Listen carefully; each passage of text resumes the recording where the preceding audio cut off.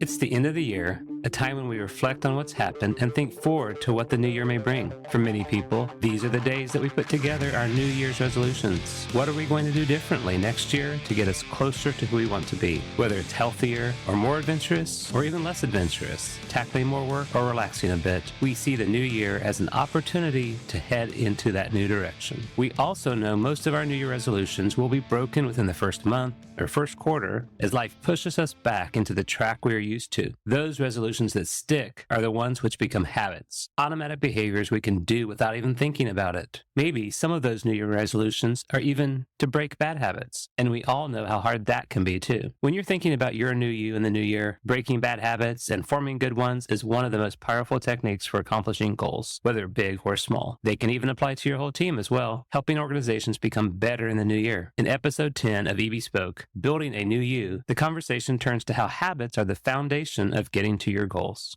I'm really excited about today's topic. Those who are following me before with LinkedIn saw that I was talking about a New You November. And even though you're not going to be listening to this in November, the idea to talk to Daniel Sheufler, my guest today, came from that idea of what are we doing? How are we making ourselves better? How are we getting ourselves ready for our next self? What kind of all the things that we're doing. Daniel and I used to work together and have had many different conversations. And one of the things that we always circle around is the idea of habits. I can't think of a better and more important thing when I think about becoming a new you than habit formation and habit disruption. And so I just wanted to give that kind of as an intro to what we're going to be talking about today, because I think the idea of becoming your new you through the power of habits, either good or bad, is powerful. And so welcome, Daniel. Maybe give a quick intro of yourself and let's see where it goes. Sure thing. Thank you for having me, Erik. So for those of you who haven't met me before, my name is Daniel Sheufler. I am a Christian husband, father, and most recently an improver. So I do software consulting. But one of the things I try to bring to every client I'm with is a little something extra. It's never enough just to do software. If that was all I was doing, why not just hire another software engineer? The key piece I try and bring is to make the groups I'm part of more effective. And of course, that naturally has me wandering into things like Agile and Scrum, but especially into leadership and teams. Because everything about an organization for how they want to work generally is teams of people. And so if we can make them more effective in achieving their goals, heck, they can just make them a little more clear on what those goals are. The results pay for themselves. Now,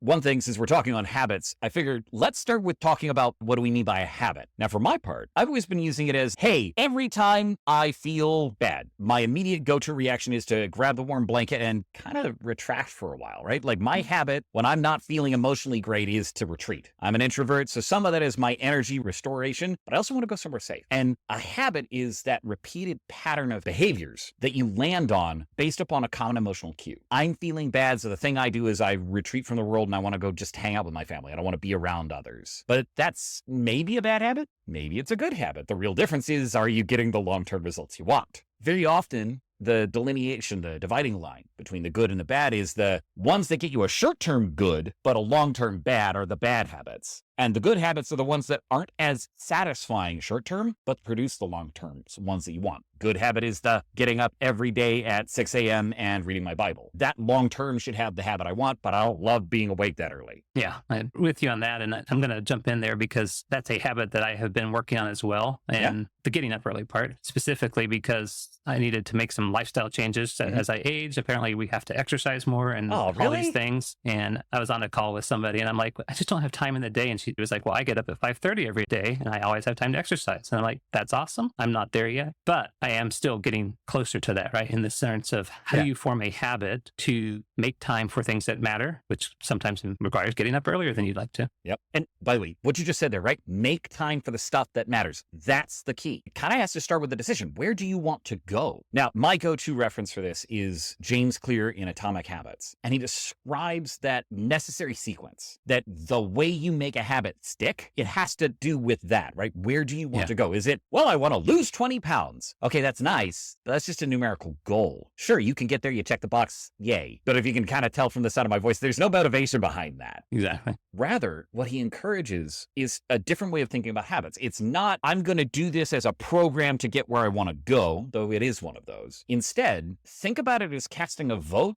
for the version of you want to be. I want to be a healthy person. Okay, what does a healthy person do? Well, they might wake up at 5:30 in the morning to go for a jog. And so every morning you can do that. You cast one vote for future you being healthier. And he breaks this down even so small as if you can just show up consistently, you can get the rest of the way, right? And so he talks about in his book an example of a gentleman whose first step in habit forming was to wake up at 5:30 and drive to the gym and touch the door handle and then leave. But I mean, he didn't go and work out. How does that work? Because he was building the habit, the repeated pattern of behavior on a cue of getting to the gym, foundational, right? Because you can't work out if you're not at the gym, or at least not in the room where the workout equipment is. If you can master the art of showing up, you can build on to that. But it starts by casting a vote for who do you want to be, an identity-based habit, not just an achievement-based habit. Which ties perfectly into the idea of a new you, right? Yes, exactly. Who do I want to be? Whether that's next month, next year, in the next decade, whatever that is. Yep. The other word that you used that I was thinking of how to expand on is the idea of a foundation and how habits build foundation. Mm-hmm. I've read Atomic Habits as well, and we probably don't emphasize the word atomic in front of the habit as often as we should. Habits are building blocks. They should not be the entire behavior. I've made a habit of using the rowing machine for 20 minutes and then jogging for it, and then I don't think that's a habit. I think that's a routine, a procedure, whatever you want to call it. Mm-hmm. The habit is I showed up to do it, and then the procedure happens. Do you agree with that, or? Yes, and. So what you're kind of describing there is habit stacking, is the way I usually think of it, right? So those are multiple habits, but they happen to stack because one cues the next, Very often we'll find that most of a person's day, once they've kind of settled down, after you've been hired and you kind of figure out how the flow of work goes, you'll settle into a work habit. I sign in and I check my Outlook first thing in the morning. And as soon as I'm done with that, I close it. And then the next thing I check is Teams. And the sequence in which you do those things becomes the habit. But the checking of it, that's kind of routine. But anytime you find yourself juggling multiple of those, they're a habit stacked on some cue. Starting work. Okay, first thing I do is check email. I've found the greatest results come from questioning whether that's the most useful stack, and then either reorganizing them or removing pieces to create the space for doing the new piece. The classic phrasing is, when I blank, instead of old habit, I will new habit. And just repeating that a couple of times usually gets it enough to remember, oh, wait, hold on, I'm checking Outlook. I should have stopped. I should do this other thing first. In my case, planning my day. But I would prefer that as multiple habits rather than just a routine, because it's all founded on the first of, I showed up. Okay, then what do you stick next to it? Well, now that I've shown up, the cue becomes, oh, right, I should do my rowing. Or now that I'm done with rowing, now I should do this. Right. That's how I generally think about it. It's a habit. It's a bunch of atoms. They're all the same thing. All of them are habits. Okay, I can understand that. And I think that's aligned with the Atomic Habit framing of habits as well, if I recall correctly. Similar to whoever hasn't read the book, definitely go read it. If you have habits today that you want to get rid of, it'll help you. If you have habits that you want to form, it will help you. Either way, to Daniel's point, is the idea that we all have habits. There's no question about that. Some of them are what you were saying is bad, right? Because they don't produce a long-term benefit. Could be as simple as eating ice, right? It seems fun till you see the dentist. It could be health habits like smoking. There's all sorts of definitions of negative habits, and presumably all habits have the root of positivity that encourage you to form them. They all have some reward. And so the concept of reward is a little funny. It needs a little nuance. So let me explain what I mean. The reward is not just, I got some good. It is the experience of, relative to start, better. Yeah. So ice cream, not sweet too. Hey, I got to enjoy ice cream. Like, that's a happy. Yeah. But it could also be that eating the ice cream isn't about the sweet you get. It could be that it dulls an emotional ache, right? You're using it to distract yourself from something else. And so using that example of what my natural habit, when I'm not feeling emotionally great, I go and I retreat. I am rewarding myself by separating myself from the thing that's causing discomfort. I'm not pursuing, I'm avoiding. And so that reward, it feels weird to call it still that, but it is a net gain for me in the instance because my experience improves. Even if it's not necessarily because I gained something better, I may have just lessened the discomfort. Like sleeping that extra hour. Yeah, exactly. It's easier. It's fun. Mm-hmm. And so that feeds, I think, into that definition of bad habits, is that the reward is not doing the long-term good, but it is still a response to cue. And so it is still a habit. Now, it doesn't build the foundation, maybe? I mean, that's an interesting way to think about it. It could be viewed as eroding a foundation of other things if you consider it that, right? Where the habit of waking up early sets you up as springboard for new things. The habit of oversleeping tends to eat time. Exactly. So you could definitely use it as an erosion type metaphor there. Now, the trick, I think, in forming and destroying habits comes down to recognizing the real nature of what the habit was for. The human brain is great at optimization. It'll do that by dropping information when you're seeing things things to make space for other mental processes, right? And so if you're convinced you already know what's going to happen, you're not paying attention. But it's also great at pattern recognition. And so we feed ourselves these patterns. There's a habit forms as the result of pattern recognition, the brain seeking to optimize away the decision, right? Oh, if I'm doing this every time, I don't need to think about it anymore. So you have to do the work to reverse that process to become aware of the craving that originally started the habit. What was the craving that caused you to sleep the extra hour in? Was it a want for comfort? Was it the feeling like you didn't get enough sleep and so you deserve this hour? Which is my case, like 5 kids at home. I get woken up in the middle of the night. Yeah, I do the revenge sleeping in. Not my best moments, but it's because of the craving of I was owed something and I lost it. So I'm trying to get back something I feel like I needed. Yeah, I get that. But the craving can also be in pursuit of something. You see this a lot in young athletes where they want to go to the Olympics. The craving is, I want to achieve. I want to be that kind of person, or some other way in which it's connected to them. And so the habit,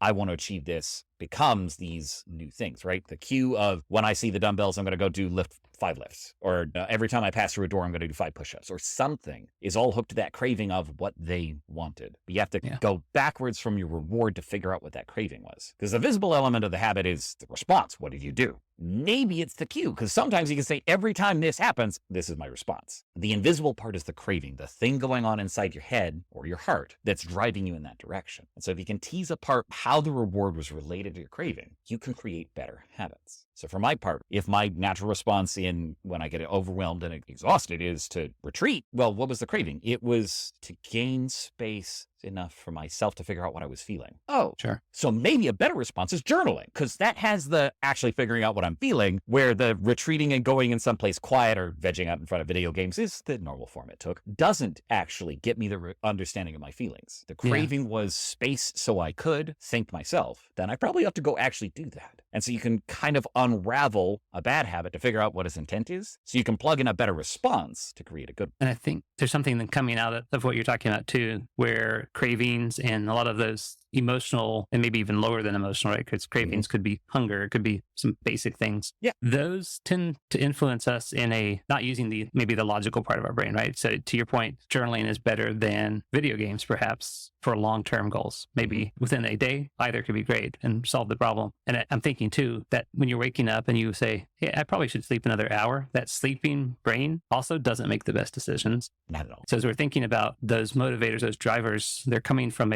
not to get too deep into psychology and all that world, but habits are strongly rooted in psychology. Yep. The short-term drives are going to influence us in perhaps ways that are contrary to our long-term plans because of where they're coming from within our mental stack, if you will. And habits are ways of reprogramming those lower stack things in a way, because if I have a habit of doing a thing, it should become autonomous. It shouldn't require to consciously decide to go do that. I habitually go do that. And so maybe it is in a way a reprogramming of those lower level impulses. Yes, and I actually rather love the programming metaphor. It's one of the ones I use when talking about this, because the set of habits you have are the program you have for life. If you don't like where you're going, there's that whole definition of insanity. Keep doing the same thing and figure out if it'll change. Change your habit, change your trajectory. And it sounds trite, and that is not to wash over how difficult it genuinely can be to form the new habit. But Atomic Habits encourages one thing I think is critical in that, which is you have to recognize you really are reprogramming. The human compiler is nowhere near as fast as the computer. It takes repetition. It's just like how we went to in school, right?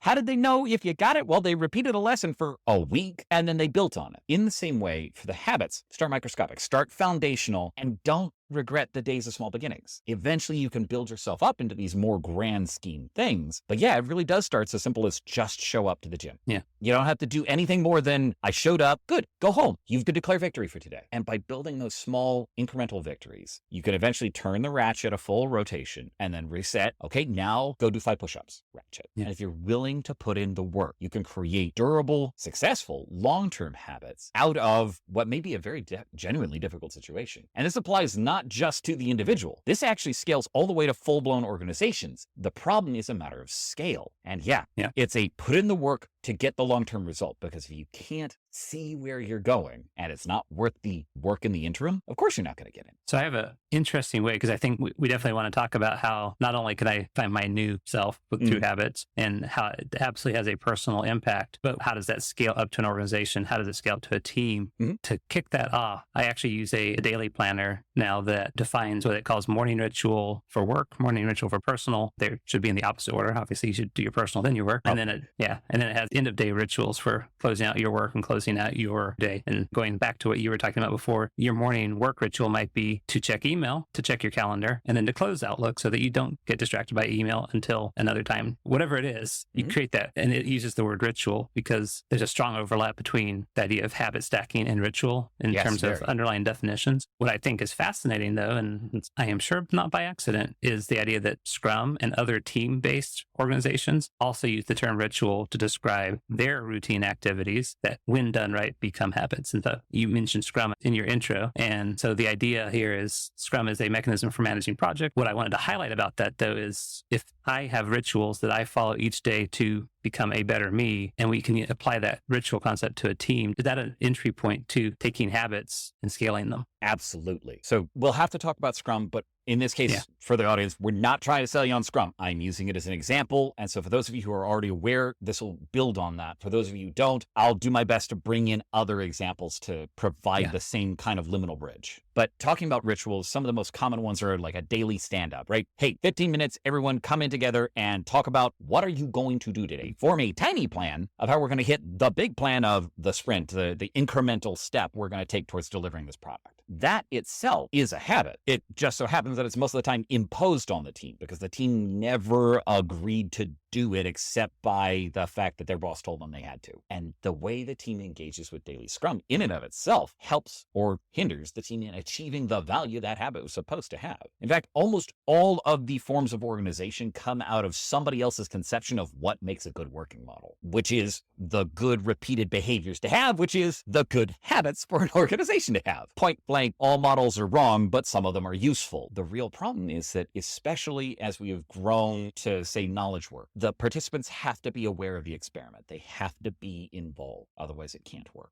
Yeah. If you prefer, they have to believe. Also has a tie into the word ritual as well. Right? We're stepping in the magic circle. This is how things are going to happen. Exactly. And if you don't have the team where they voluntarily will do that, of course nothing's going to happen. This is why, in fact, most Scrum transformations fail, is because the people involved never let the values they were playing out actually change themselves. Right. Now, building on this, can I use those rituals as a lever point into creating a better team? Yes, but I want to make certain we start with the first things first. If you are sitting on a team that you think could be better and needs to transform itself, to revolutionize, start with you. Sure. The most important thing is that it has to be concrete in something. Very often this has to be the leader of the team, but it doesn't always. You can wield influence whether or not you're the team lead or not. But if you want to make a change, it has to be concrete in you first. So don't go projecting, oh, the team should do this, but I'm not going to do the same thing at my level. That's hypocritical. That's never going to work. The next piece then is get down to those cravings. Often it's very easy once you make the choice, the team needs to change, to identify the bad habits, right?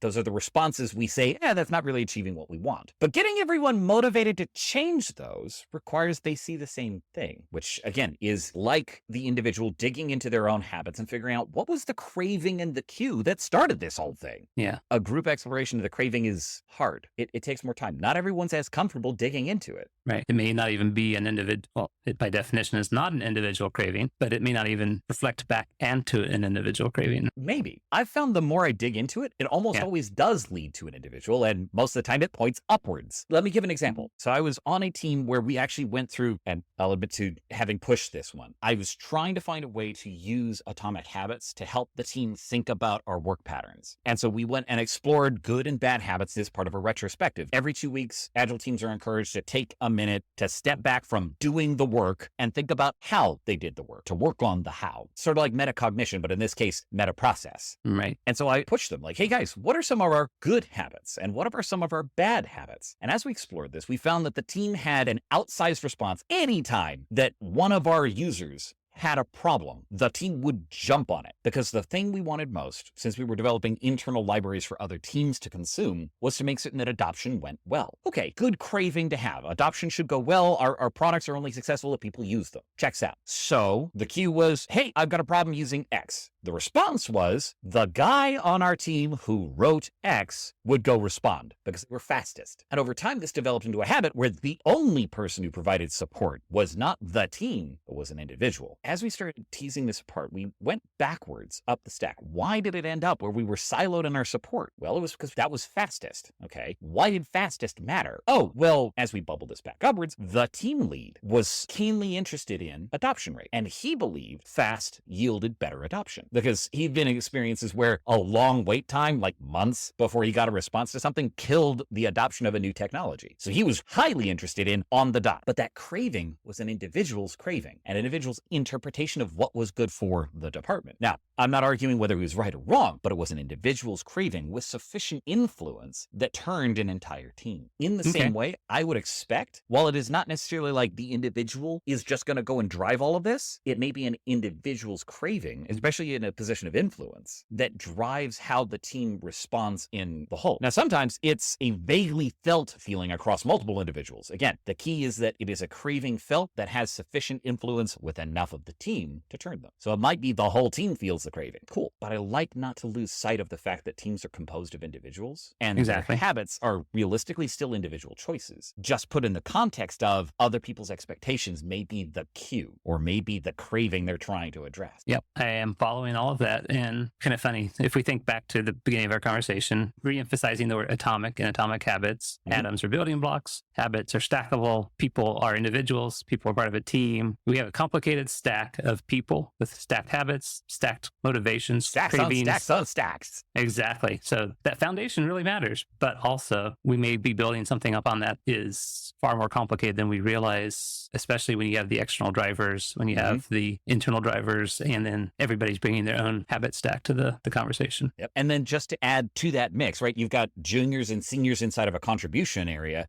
right? The juniors, by definition, their habits aren't as good as the seniors most of the time. Sometimes the seniors have had enough time to pick up bad habits. Right, I was going to say. Right, and so you can't just lean on experience for this. You can't just lean on those. And so how then do we bring stacks on stacks on stacks to some form of rational order? For this, I want to go back to one of our earlier points where I said that the kind of habits that stick are not the achievement-based I lost 20 pounds kind. They're not the I got out my product by December, which is also known as a death march. Yes, exactly. Instead, they're motivated on intrinsic elements, not extrinsic elements, right? Borrowing on your piece there. It has to do with what the individual believes is valuable. Going back to that team I was suggesting about earlier, right? The thing they believed was valuable was a good user experience with the tool they built. Because if the user experience, even in support, was not up to a certain standard, that it would harm our overall goal, which was adoption. We wouldn't achieve the success we needed if we didn't have good user experience. And so the value they placed on someone else's lived experience informed their actions. Yes. The way you drive a team is on values. Now, point blank, people are messy. Teams are composed of people, and therefore teams are super messy. Exponentially. Exactly, right? Like,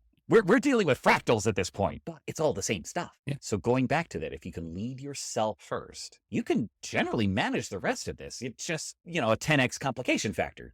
So go a little slower, because just like it takes an individual a long time, and I think the amount is about 21 instances of practicing a different habit for it really to start sticking. It's going to be like that, but multiplied by however many people you've got on your team. Yes. And the real trouble is that team habits require or have a challenge of frequency. Right? How often does a user come in and have a support flag? Once or twice a sprint? Maybe. And there's 5 people on my team, and I need to get to 21 instances for every single person. The 21 instances for the team will happen sooner than the 21 instances for the person, but it's a new behavior you have to instill with everybody. So how can you possibly get it so that the team hitting 21 instances is sufficient for it to stick with the team? Your planner actually has a great model for that, right? What is my morning ritual? Write it down. Literally, write your program. And then the program you need to build is everyone's first step whenever any cue comes in is check the program. Yes. And then the next one is follow the program. Those are, yes, two distinct steps. They're very difficult to follow. Well, and I think you made me think about this too. You can absolutely form habits without any planning, without any intent to form habits, especially bad habits for some reason. Super easy. Yeah. And you can unlearn good habits just as easily. But I think maybe, correct me if I'm wrong, to form a great habit, you probably do need to have a plan with intent. Yes. At minimum, you need to know where you're going. Right. There's kind of two things mixed in with that, right? The know where you're going is to inform a craving. You have to pick the cue when the new behavior will be there, because if you don't, you're going to miss the chance. I can say, I want to go to Calcutta all day, but if my cue for go buy a plane ticket never comes up, I'm never going to get there. You have to have that destination. You have to revisit it. There is no way to get to the big, hairy, audacious goals you may have except with planning and then intentional action. Yeah. And I think you can even take it one level down too, where the habit itself probably should be not pre-scripted, but scripted in the sense we talked about procedures and stacking and do I row and then I use the treadmill, whatever. There's some level of planning, but then also writing down, and to your example with the team, if you're going to do an action, what is that action? Is it defined? Is it documented? Because otherwise, how do I know that I'm doing it the same way every time? How do I know I'm doing it at all? Yeah. Sorry. I love the standardization, but like that first step, so many teams fail to take it because they'll say, oh yeah, it's a good idea in their retrospectives. And then the next retro happens and that action item never happened. Yeah. If the retro, the moment you take as a feedback, you think on what you want to do, produces no change, it might well as never have had. Right. And the only way for past you to get future you to change is for past you to do something future you can't, which is to write it down and then set it up so that future you will find it again somehow. I love there's a sub theme here that I'm going to have to explore at some point where writing secure code is all about habits. It's all about documentation, and it's all about producing the evidence that you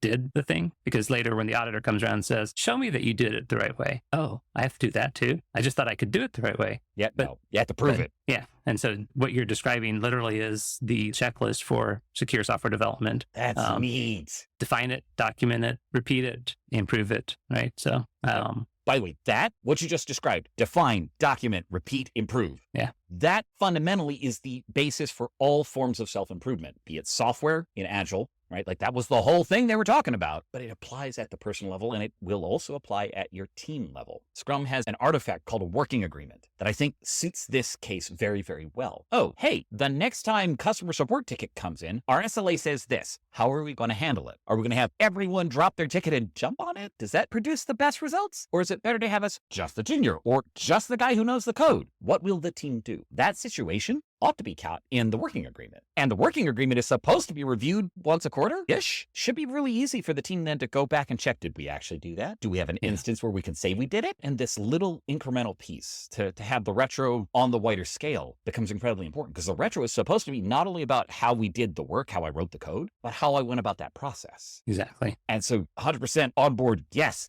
document.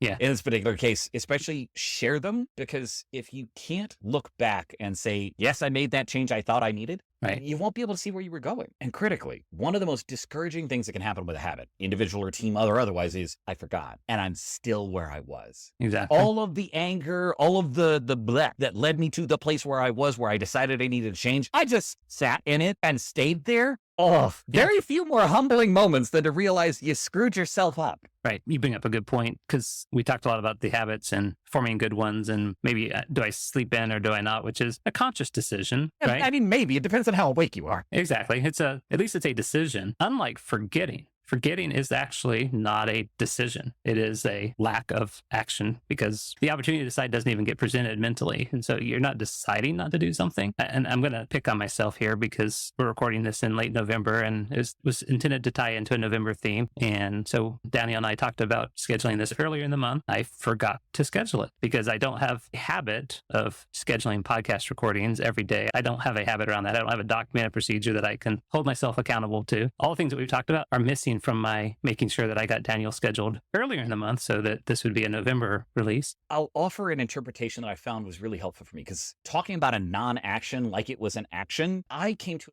by a different means. Someone, I don't remember who, basically told me that they could tell me what was important in my life if they took one look at my calendar. Okay. Now, they didn't mean just like the scheduled calendar, though that was part of it. That was what they would interpret for future. What did I actually do in that time? Because how I spent my time told me what was actually important. And when they asked me that, I was spending far too much time playing video games. But I was saying getting better at my job was important, or blah, or any number of other things. And they kind of called me on my BS. Like, is it really? When do you have time reserved for it, Daniel? And when I couldn't tell them, I had to eat some crow. You know what? Maybe you're right. Maybe it wasn't that important to me. Let's change that. But when I went and looked, what was actually going on there? I had refused to decide. I chose to let the urgent overcome the important. That's a super powerful phrase I've heard many times. And yeah, it's amazing when you put it in those terms. And one of the things that as we think about that phrase and today's talk, we're not going to get enough time today with our listeners to solve all their problems and to have them form great habits for themselves and for their team. But you have talked a lot about this in the past on your own podcast, on your own blog. Give people an idea of where they can reach out to you to hear more about this, because no chance of us covering this all the way today. No. So if you want to find more on this, especially check out the blog. Daniel.Sheufler.io is probably the best place to find this. I've written on this several different times, so check out there for my latest thoughts, as well as some of the best articles I've got, like Behaviors Build Culture. You can follow me on LinkedIn, where new content tends to get announced. Just look up Daniel Sheufler. You'll be able to find me. And then, as he mentioned, the podcast, I have a podcast by the name of the Journeyman's Travels podcast, which you can find on Spotify. I've talked a little bit about there, but generally I've been working on what it takes to be effective most recently, and been going through the Effective Executive, which I can strongly recommend to almost anyone. That's awesome. Also, maybe a spelling of your last name for anyone who might just listen to this. Yeah, no, that's fair, because definitely doesn't spell like it sounds. The last name is spelled Scheufler. And thank you, Eric, for that chance, because you're right. It doesn't sound like Sheufler when you spell it that way. Right. In the kind of closing thoughts, the minutes that we have remaining together today, what is something very specific and actionable that somebody could do, if not for their own habit, but maybe for their team's habit? I would encourage you to start the conversation. Figure out what you value. Just articulate it as best you can. Simple journaling exercises, 3 sentences. This is important to me because, and it's because that's the kicker there. Take a chance to explore your team's habits with them. Hey guys, what's stuff that we do repeatedly good? Go grab James Clear's Atomic Habits and his definition of the habit to explore that, and then take apart the bad ones. What's the craving I'm trying to meet? Just that conversation, when I've had it with my teams, creates the momentum to start the rest of the growth you'll want. Awesome. I almost feel like this deserves a part 2, part 3, like a whole mini series, because I do feel like we're wrapping up right when we got started. And it's amazing how fast a half an hour can go by like that, especially when it's an important topic and be an interesting topic, which for me, it's both. And I believe so for you as well. So I had a ton of fun talking with you about it. I really appreciate you coming on today, Daniel. And if people want to reach out, you got his name, his blog, and his podcast. So please give all those a follow and a listen. And otherwise, look forward to, hopefully we'll figure out when to do a part 2. Sounds like fun, sir. Right. Godspeed. Well, thank you. Thanks for listening to EB Spoke, the podcast. This podcast was produced by Erik Boemanns, founder of the fractional CTO and CISO firm Mirability, and features a wide variety of topics. Keep listening for more topics in the future, including cybersecurity, risk, compliance, and more.